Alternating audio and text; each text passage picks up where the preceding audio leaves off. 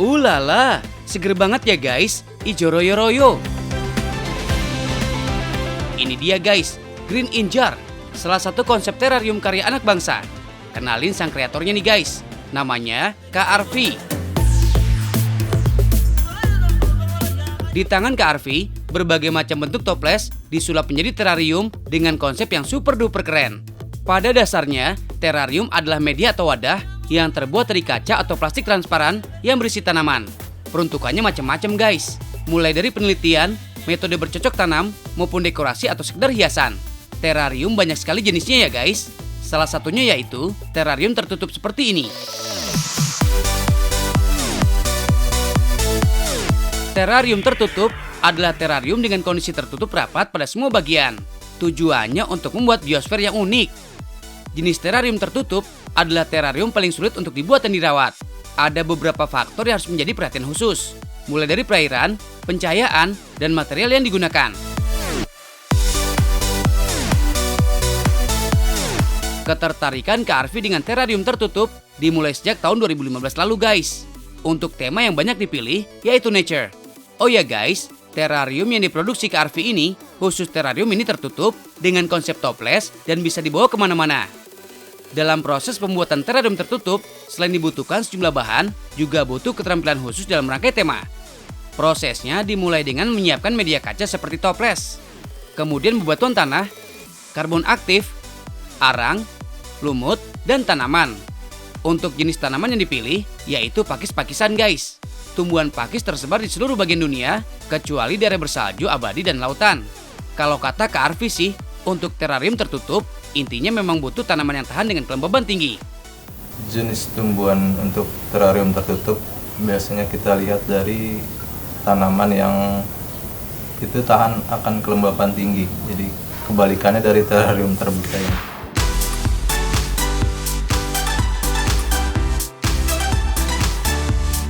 Proses pembuatan terarium tertutup dimulai dengan sterilisasi. Pertama, bersihkan bagian media kaca dengan lap kering. Lalu masukkan bebatuan guys. Timpa lagi dengan arang dan bebatuan. Fungsinya sebagai drainase untuk menyimpan cadangan air. Selanjutnya, susun media tanah serta tambahkan bebatuan sebagai dekorasi. Terakhir, rapikan tiap sudut media. Lanjut guys, semprot dengan air, tambahkan fungisida untuk merangsang pertumbuhan lumut. Setelah itu tata tanaman, lumut, dan lainnya. Dari segi perawatan untuk terarium tertutup sebenarnya lebih mudah ya, karena penyemprotan segala macam itu hampir lebih kurang daripada terarium terbuka yang lebih intens perawatan. Untuk mengetahui tingkat keberhasilan terarium tertutup dapat dilihat setelah 2 pekan guys. Jika setelah waktu yang ditentukan, kondisi tanamannya tetap sehat, artinya terarium tertutup berhasil guys. Oh ya guys, konsep terarium tertutup pada dasarnya sama dengan terarium atau verarium biasa. Selain tumbuhan, juga terdapat tema diorama sebagai latar belakang.